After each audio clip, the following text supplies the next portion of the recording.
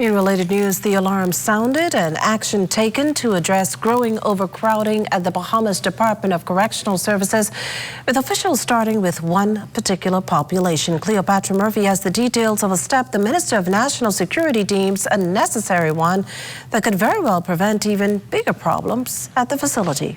As the Bahamas Department of Correctional Services grapples with overcrowding, Minister of National Security the Honorable Wayne Munro says government has begun deporting non-violent, non-sexual immigrant offenders to their home countries.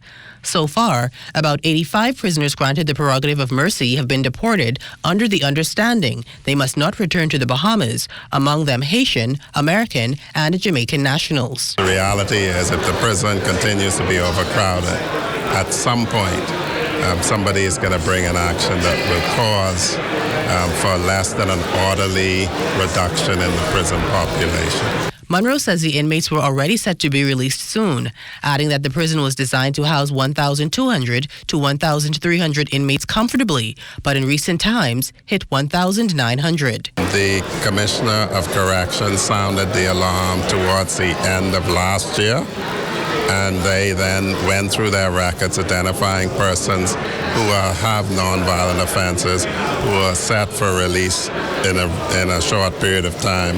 And then they did the background research. Who are you? What is your record? What is your offending? Having, in many cases, the psychiatrists have a view of them that we have in the prison. And then they presented the file to the prerogative of mercy. The minister says the releases reflect what parole will look like when the Conditional Release of Offenders Act is introduced, noting that the bill is in the final stage of consultation. The last information I had from the Attorney General was that there was a sentencing guideline format being finalized, and it was their desire to advance the two together.